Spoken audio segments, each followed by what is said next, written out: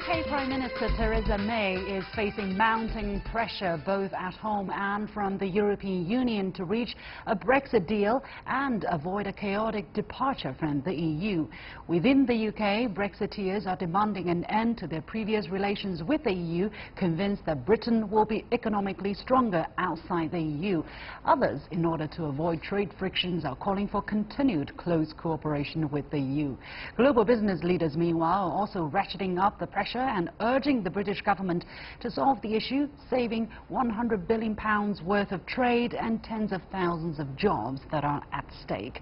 May has promised to release a white paper outlining what the UK wants in its future relations with the EU after this week's EU summit in Brussels. But will fierce friction within the British government increase the risk of a no-deal Brexit? Can this week's EU summit accelerate May's Brexit strategy, and how will negotiations reshape the landscape of trade relations between the UK, the EU and other trading partners? Welcome to The Point. Live from Beijing, I'm Xin. And joining me for the discussion for the first half are Dr. Yu Jie, head of China Foresight at the LSE IDEAS, the think tank at the London School of Economics and Political Science, and Pieter Cleppe, head of the Brussels office of Open Europe, a pan-European think tank. Welcome to both of you. Let me go to London and to Dr. Yu first. Now, June the 23rd marked the two-year anniversary of the Brexit vote. After 2 years' time, there seems to be a very little clear strategy for a smooth transition. Trade deals still haven't been negotiated, and anxiety is growing among business leaders, politicians and citizens alike. So why has there been so little progress in 2 years, and what have been the key factors standing in the way? Well, obviously, this is a historical divorce, I call it, between United Kingdom and European Union. On the one hand, nobody have ever really foreseen a major member state has leave the Union. So the current, obviously, there's a natural difficulties within it. And obviously, the stick issue so far is based on the custom union, the Irish border issues, and also on European passporting for the UK financial institutions, as well as the EU citizens who are actually currently working as well as living in the UK, and what are their immigration status would look like. So these are the potentially 4 sticky points, I would say, within the current negotiation between Theresa May as well as in Brussels. Why has there been little progress on these 4 sticking points, Dr. Yu?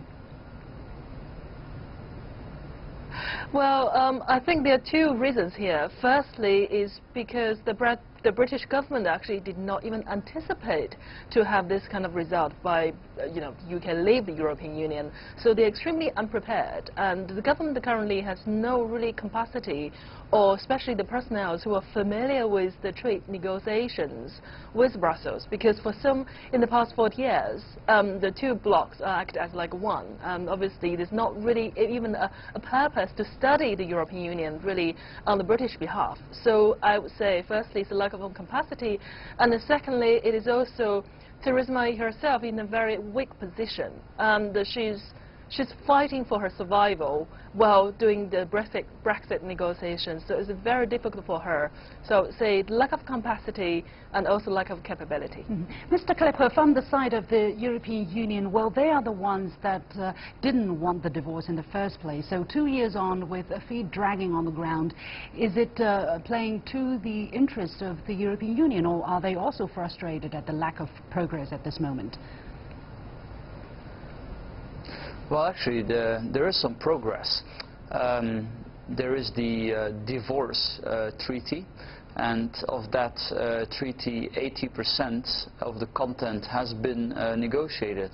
20% has not been negotiated yet, and that 20% refers to indeed the Irish border issue and the role of the European Court of Justice. Now, this week, on Thursday and Friday, there will be the EU summit in Brussels, and I've just seen the draft conclusions, and there seems to be a bit of movement there. Now, what is Britain planning to do? Apparently, the UK would be keen to sort of apply whatever is agreed for the Northern Irish border, and sort of how trade flows will be checked to the future relationship. and until now the EU had been very inflexible. They had been proposing a certain arrangement for the future relationship, and they were unwilling to change that or to make any concessions. But in the conclusions of the summit this week, they mentioned that they would be happy to look again at possible changes, on the condition that also Theresa May and the British government drops certain red lines, and then they would be specifically thinking about the role of the European Court of Justice. Well, in July 2017, UK International Trade Secretary Liam Fox said that negotiating a future trade deal with the EU between the UK would be one of the easiest in human history, and clearly that does not seem to have been the case. Currently, the UK enjoys tariff-free access to the EU and beneficial trading arrangements negotiated by the EU with other regions in the world, amounting to 33 free trade deals covering more than 60 countries and regions, and 65% of UK's global trade. That's according to a group of Eurosceptic economists quoted by The Guardian. So, Dr. Yu, why do the so-called Eurosceptics want to change this current deal? Well, obviously, every membership comes with a cost, and clearly British government or certain Brexiteers or Eurosceptics would believe the membership with the EU comes with a huge cost to the taxpayers. And one example I can give it to you is regarding this common agriculture policy. The British government was ranking among the top 3 contributors for the common agriculture policy, but on the other hand, the British government was among the bottom 3 recipients of the benefit of having a common agriculture policy, because the country itself is not agriculture, does not really have a huge agriculture sector as such. So obviously certain Brexiteers or Eurosceptics would consider this is really a loss-making for its country, and they rather spending on this money to deal with an immigration or to deal with NHS, National Health Insurance Services. So obviously they consider the money should not be wasted, and at the end of the day, what we should really do is to withdraw from the Union and save the money for something else. Mr. Cleppe, you were giggling a little bit when I mentioned what Liam Fox thought of the prospect of negotiating a trade deal between the UK and other countries.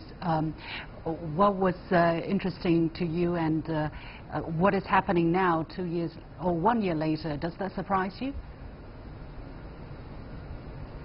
No, of course, it's not so easy as it has been portrayed by some people. That said, of course, we should hope that it is easy. It would be in the interest of both Britain and mainland Europe to have a trade deal that prevents trade from being disrupted. Everyone benefits from trade.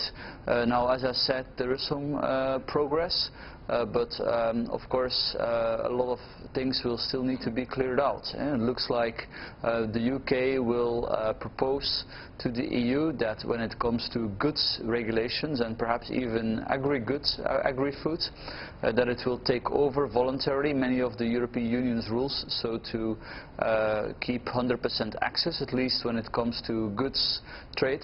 But then still we need to figure out financial services. To what extent will the UK financial industry keep access to mainland Europe? London is the biggest financial center in the world.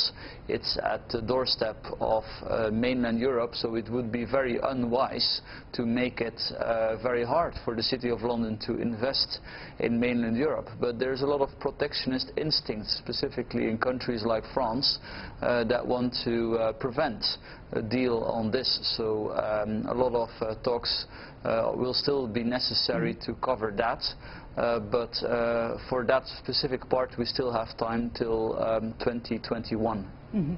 Now, European Union leaders are meeting on Thursday and Friday in Brussels for a crucial summit that will address issues such as the refugee crisis and migration policies, security and defence. Now, originally the UK had hoped it would more or less be done with the terms of its so-called divorce and could use the summit to concentrate on negotiations for its future relationship with the bloc. It seems that it's not going to be the case this time. So, Dr. Yu, how do you think the summit meeting will shape or change Theresa May's Brexit strategy?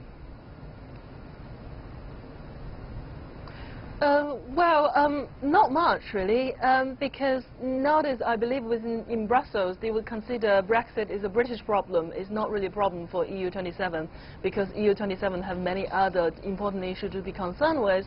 But I think one element which I consider Theresa May will stress very importantly, which is on security and defence.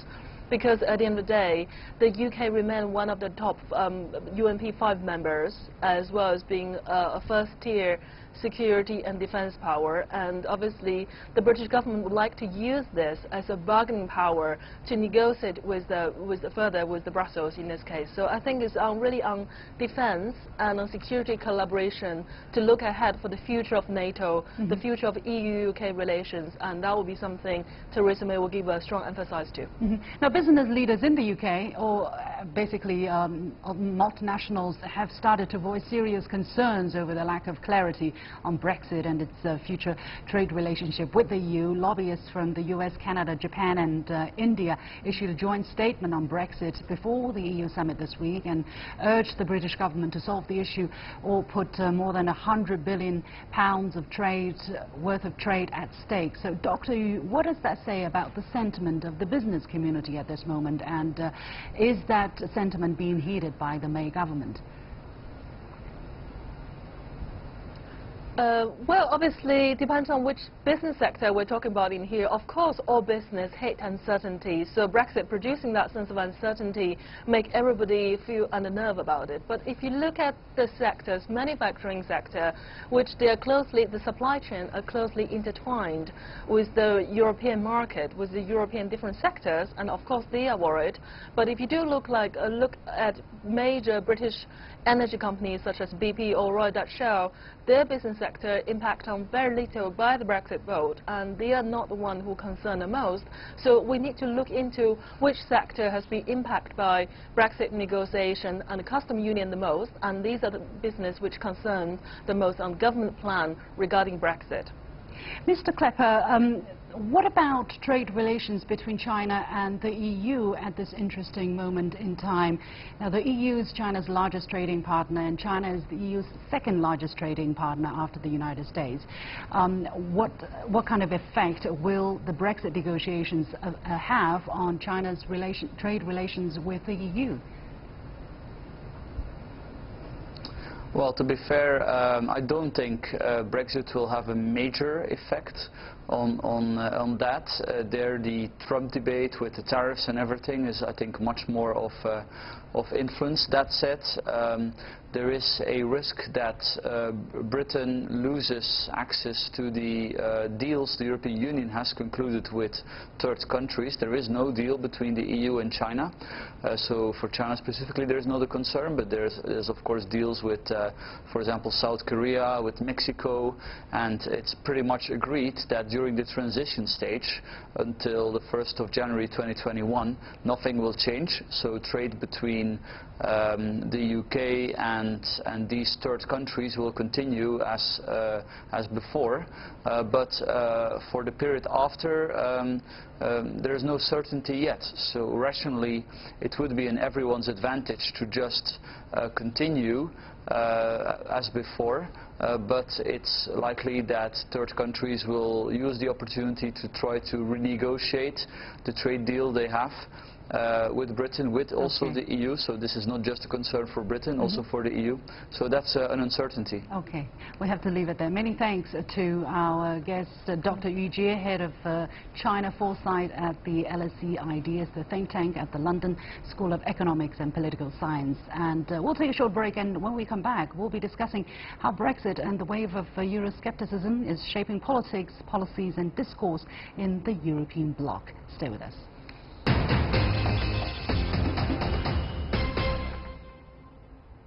Welcome back. We've been looking at the growing pressure UK Prime Minister Theresa May is facing over stalled Brexit negotiations against the backdrop of sharp divide at home and fracturing within the EU over other challenges.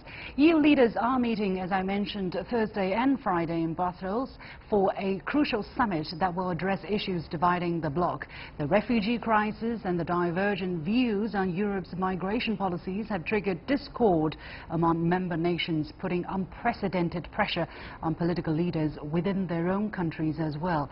So how will Europe find the right direction for integration despite Brexit? Can the summit foster compromise among EU nations? Pieter Cleppe, head of the Brussels office of Open Europe, is still with us, plus Iain Begg, professor at the European Institute and co-director of the Dahrendorf Forum at the London School of Economics and Political Science. Welcome to you, Professor Begg. Let me go to you first. At this particular moment, how divided are EU member countries facing the kind of variety of issues that are to be discussed during this upcoming summit? Where do you want me to start? There's a range of divisions which are poisoning the atmosphere at European Council meetings and more generally across the continent. Migration has been a big cause of cleavage because of some countries being in the front line of migration, particularly Greece and Italy, others accepting migrants such as Germany and Sweden, and others being highly resistant to accommodating migrants. You then have cleavages over the future of the Eurozone, particularly opposing France and Germany, in spite of a declaration last week where French and German leaders tried to paper over the cracks. And then you have some differences of view about how to treat the UK in relation to Brexit. So it's a series of overlapping and not necessarily in the same countries in the same groups all the time, competing with each other on different things. Now, we all know that a mini summit at the European Commission just days before the regular summit of EU leaders was called by German Chancellor Angela Merkel, who has faced an acute political crisis at home over tough new border control policies being pushed by Horst Seehofer, her interior minister and the leader of her coalition partner, the CDU. Now, Merkel at a press conference said, "We know that no solution will be reached on Thursday and Friday at the level of the 28 member states and on the overall issue of migration. Instead, the German Chancellor expressed hope that bilateral, trilateral and multilateral deals would be reached." Mr. Cleppe, why is she so pressed to find quick but smaller scale solutions to the problem as fast as possible? Well, there's two reasons. The first reason is, of course, indeed that her Bavarian sister party, the CSU, is facing an election in fall, and they have been putting some heavy pressure on her. It's still not certain that she will politically survive this. I would expect so, although in a weakened manner. And then secondly, of course, there's the new Italian government, and they are very keen to stop any boats with refugees docking in Italian ports. Now, this appears harder than assumed because only yesterday Italy had to allow a Danish commercial ship that had picked up some people that were at risk of drowning. They had to allow them into Italian ports after all, but this is a really urgent problem that needs to be dealt with, because also Spain has said it is not willing to help Italy further. Only once Spain has indeed welcomed a ship with refugees, but it will no longer be possible. Now, on Thursday and Friday, EU leaders will most likely agree to the idea of so-called disembarkment platforms. So these are centers where refugees, irregular migrants, can be brought after they have been saved. And this is a game changer, because the problem precisely was that after people were saved at sea, they could just travel on. They were fingerprinted, and then they could travel on in Europe, which of course gave them a huge incentive to risk their life. Okay. Now, Italy's new government has indeed been particularly vocal about its stance on migration. At the Minute Summit, actually, Italian Prime Minister Giuseppe Conte said he would introduce a completely new proposal for managing migration, and that his proposal would completely overtake the EU's current Dublin Agreement on handling asylum cases. For those of you who are not very familiar with the Dublin Agreement, according to that agreement, the country in which the asylum seeker first applies for asylum is responsible for either accepting or rejecting the claim, and the seeker may not restart the process in any other jurisdiction. And Italy wants to redistribute the refugees. Professor Begg, do you think it is time to discuss such a deep overhaul, or Italy might have to really be patient and persistent in its push for this deeper reform? Well, I think the answer to both your points is yes. Italy will have to be patient because these things are never resolved overnight. And the Italian government, let's be blunt about it, risks having quite a short tenure, as so many post-war Italian governments have been in, and therefore they want to do things quickly. The difficulty is political, obviously. Some countries resist being accommodating to migrants. But the EU has what's known as the Schengen Free Movement Area, which means that once a migrant is processed in one country, there's very little to stop that individual from going to another country. And the destinations of choice are countries like Sweden, maybe Denmark, Germany, and the UK. Now, the UK has its own barriers, which means that few get here. But for Germany and for Sweden, the flow has to be stopped earlier for it to be interesting. And this is where the entire debate with Seehofer in the Bavarian Parliament is coming to the boil, because it's both a domestic policy issue in Germany and an international policy issue between Germany and other countries. Now, I think behind your question is, what else can the Italians advocate? One answer, apart from the disembarkation passports, is the idea of trying to block migrants far before they reach the possibility of getting on a boat to Europe. For example, on the Libyan-Mali border, and then stopping them again on the Libyan seafront. Now, these are ambitions, but they cannot be put in place very rapidly. Now, 4 Eastern EU countries, namely the Czech Republic, Hungary, Poland and Slovakia, refused to attend the mini-summit and reject taking the migrants in general. Mr. Cleppe, how could compromise be found given such circumstances? Or, as what Mrs. Merkel has said, that these countries will have to be excluded in any multilateral deal for the moment? Well, I think it's largely a theoretical debate because some migrants have been welcomed by countries like Latvia, also countries like Portugal, which are relatively poor, and most of the people that have been welcomed by these countries have moved again because we are talking about the Schengen zone. There are no passport checks in principle in the Schengen zone, so it's very hard to distribute the burden. Of course, it's fundamentally a good idea that not everyone would be in the same number of big cities in Germany, for example, but in reality people can just go wherever they want. So I think this is politically just very theoretical, and that's also why even the German government has now admitted that there's no way to force countries. I think they have realized that if you start issuing fines and everything, that this creates a lot of resentment, a lot of anti-German resentment, anti-European resentment, specifically in Central and Eastern Europe. So this approach is slowly being abandoned. Also reforming the Dublin rules, it's very uncertain that this will ever happen, and even if it would happen, imagine for example that less of the people that are currently in Italy would have to apply asylum in Italy, but more of them would get the chance to apply asylum in Germany. This would of course serve as a pull effect. Even more people would try to make it to Italy, so I don't think that would be good for Italy either. Yeah, that leads to my next question, which I want to zoom out a little and look at, you know, the longer-term solution to this crisis. Now, as Professor Begg just mentioned, European leaders are expected to discuss ways to further tighten external borders and give more support to countries of origin to these migrants, such as Libya, and create so-called disembarkation centres outside their territory.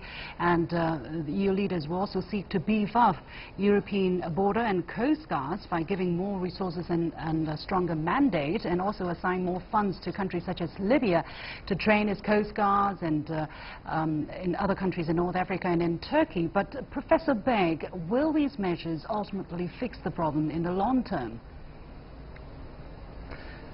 Do you want the short answer? Yes. No.